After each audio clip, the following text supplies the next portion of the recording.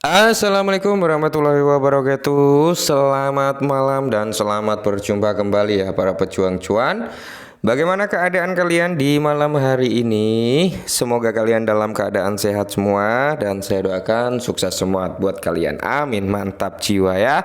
Tetap ya kawan, secangkir kopi harus selalu ada buat menemani kesempatan di malam hari ini. Dimana teman-teman ya, kalau kita lihat bersama-sama untuk segi market cap dulu ya. Market cap berada di area 2,25 triliun dolar. Semoga lekas menyentuh di area 2,3 ya. Fair and Bit Index masih sama di area 45. Price atau parameter harga daripada Bitcoin sedang bermain-main nih di area 64.000 something teman-teman ya. Semoga saja malam hari ini bisa jauh lebih gila lagi ya kenaikan daripada Bitcoin. Oke. Kalau kita lihat bersama-sama di sini teman-teman seperti BNB, Solana, XRP dan masih banyak lagi altcoin lainnya juga mengalami recover. Apakah meme coin ini mengalami kenaikan yang cukup signifikan atau masih recover tipis-tipis? Kita cek juga teman-teman ya. Dogecoin masih tipis, Shiba Inu juga masih tipis, PP ini lumayan 7% teman-teman, WIF sekitar 2,92%, BONG 3,36%. Di sini ada Floki sekitar 7,69% teman-teman. Bread ini ya, mungkin Bread ini menargetkan ke ranah $1 juga teman-teman ya. Oke, dan kalau kita lihat Bread mengalami kenaikan 16,56%. MOK ini 10%, MIU 5%, BUMI ini 12%, cukup menarik ya teman-teman ya.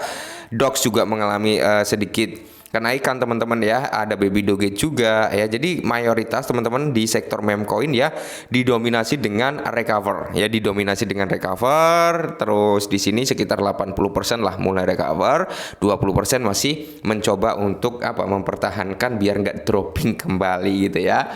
Oke, di kesempatan malam hari ini teman-teman ya, ada sedikit informasi buat para holder XRP. Oke ya. Jika ini terjadi teman-teman ya untuk XRP, jika ini terjadi bisa menggeser posisi ini teman-teman untuk XRP sendiri. Saya kira kalian yang punya 10 XRP, yang punya 5 XRP, yang punya 20 XRP, mungkin kalian akan menjadi sultan dadakan juga gitu teman-teman. Oke, kita langsung bahas. Nah, di mana inilah harga XRP jika mampu menggantikan Swift sepenuhnya. Oke, ya. Memang XRP ini diciptakan apa teman-teman? Untuk merangkul daripada sektor perbankan, ya kan? Untuk merangkul sektor perbankan, kerjasama lah intinya seperti itu. Dan tujuannya adalah menjadikan XRP ini sebagai alat atau metode sebagai transaksi lintas batas. Nah, ini cukup menarik teman-teman ya.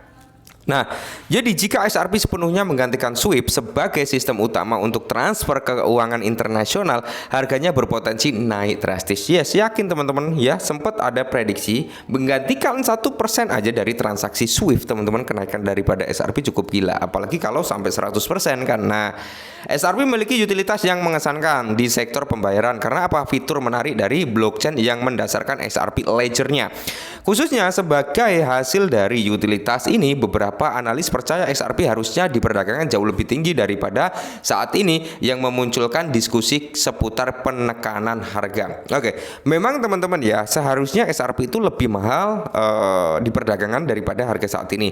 Cuman di sini kan ada penekanan tuh, penekanan yang terjadi ya itu SEC teman-teman yang menekan tuh harga XRP itu nggak bisa grow up. Jadi orang-orang itu masih cenderung takut gitu loh. Ya, orang-orang itu masih cenderung takut untuk beli XRP karena masih ada cash dengan SEC gitu teman-teman ya. Mungkin nanti ketika cash tersebut udah nggak ada ya kan, antara SEC dan Ripple itu udah nggak ada senggol menyenggol, udah nggak ada tuntutan, mungkin XRP bisa jauh lebih gila lagi harganya gitu ya. Nah, potensi XRP akibatnya komentator pasar menyarankan potensi XRP dapat dibuka jika mengalami peningkatan adopsi. Yang lain menegaskan bahwa token tersebut pada akhirnya dapat menguasai sebagian besar volume pembayaran yang ditangani oleh SWIFT. Sebuah perkembangan yang dapat membantu pergerakan harga. SWIFT menangani lebih dari 5 triliun dolar dalam transaksi harian menurut laporan oleh Financial Crimes ya, Enforcement Network Foundation ya. Ini berarti sekitar 1,25 kuadriliun setiap tahunnya teman-teman ya. Menggantikan sebagian kecil saja dari jumlah ini dapat meningkatkan permintaan dan kapitalisasi pasar SRP secara drastis. Harga SRP dapat menggantikan SWIFT. Ia harus mengamankan adopsi yang luas di seluruh lembaga keuangan global. Sementara SRP lebih cepat dan lebih hemat biaya pemrosesan transaksi dalam 3 hingga 5 detik hampir tanpa biaya. SWIFT memiliki jaringan mapan lebih dari 11.000 lembaga dan kepercayaan selama puluhan tahun. Nah, integrasi mendalam SWIFT dalam sistem keuangan menjadikannya pesaing yang kuat meskipun kecepatan transaksi lebih lambat dan biaya lebih tinggi.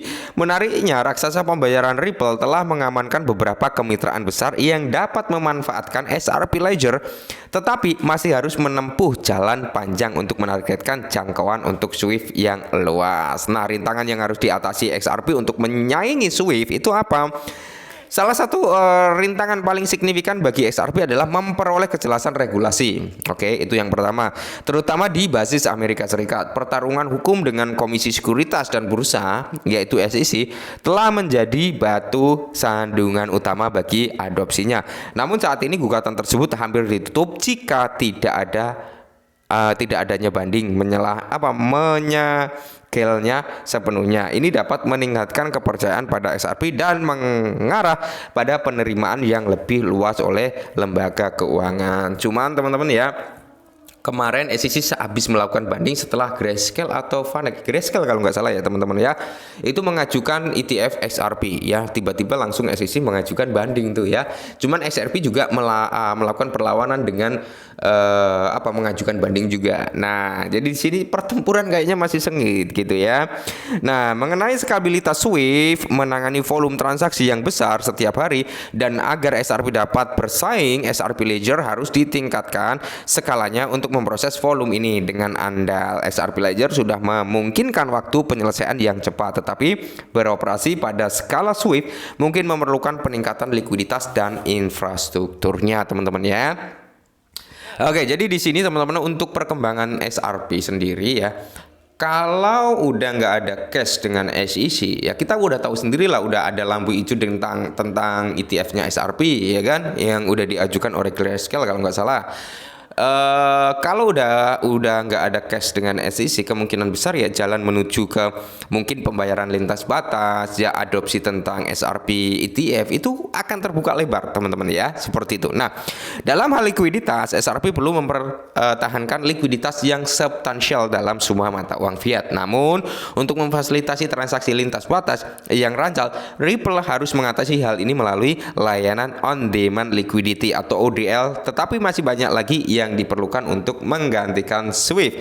Harga XRP jika digantikan SWIFT. Nah, menarik nih, jika XRP menangani 5-10% dari volume transaksi SWIFT yang berpotensi mencapai di area 125 triliun, kapitalisasi pasarnya perlu meningkat secara besar-besaran.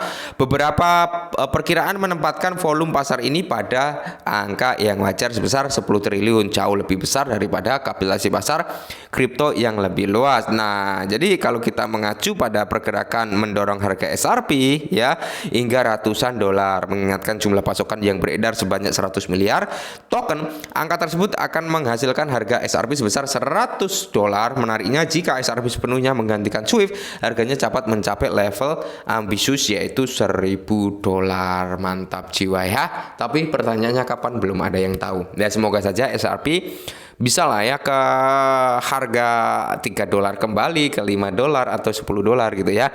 Oke, mungkin ini dulu, semoga bermanfaat. Tetap semangat dan selalu kurangi sambat. Salam cuan.